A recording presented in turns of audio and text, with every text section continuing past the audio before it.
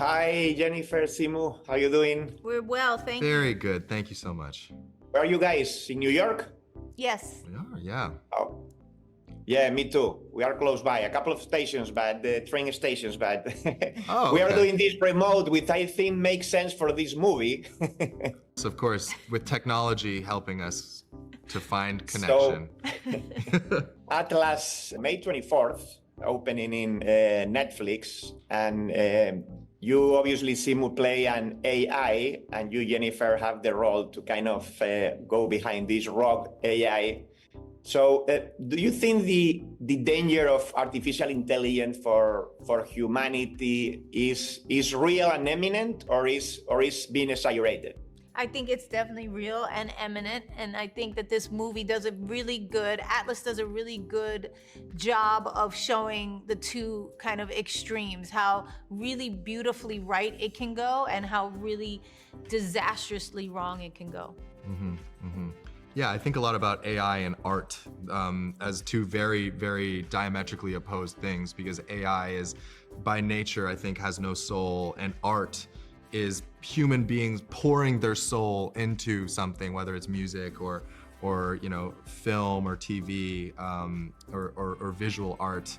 And so I think a lot about, I think there's a real threat because people are talking about AI generated art, and I just think that's such an oxymoron. AI could not generate art because AI has no soul, there's no message behind it.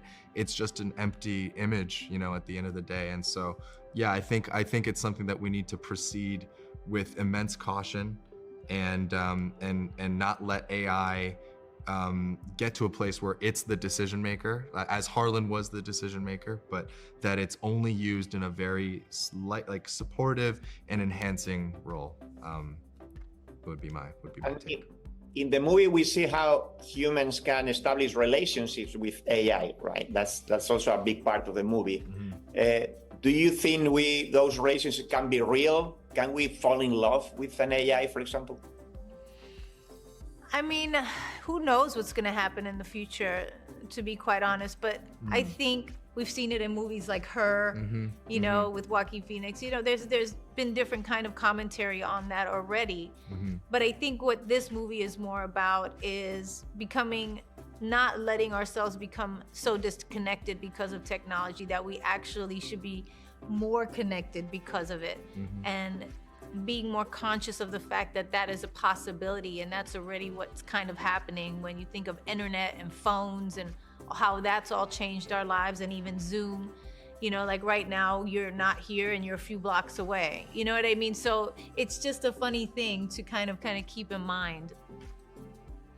I love human connection. I think that that's something that as we, as the generations after us will grow up, I think it's something that we'll struggle with a lot, because it'll be difficult. Everything, especially with everything on our screen showing us something different. There's an algorithm to everyone's social media that's showing you, that's feeding you what it thinks that you want to see.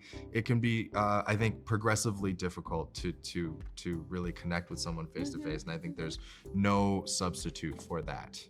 And I think that's my answer on the falling in love part as well. And Jennifer, how was for you filming inside that suit, that mechanical suit that is about a big part of the movie? You're inside that. It was very physical. It was challenging. Yeah, it was super challenging. I think it's a different kind of acting, right? Because you're all by yourself. It's like a one-woman show. It's 7 weeks with just you and just this voice that's coming through. And you have to, but also because of the subject matter and the fact that she's falling through the planets and in the middle of a big battle where they're shooting and dying, and then she lands and crashes, and there's so much that happens emotionally and physically for her in that pod that I always had to kind of take my imagination so far to make sure that it felt real, real.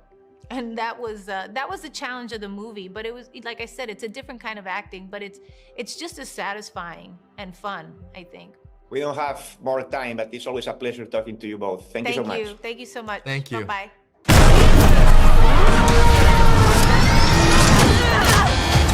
What do I do? Stop it! God.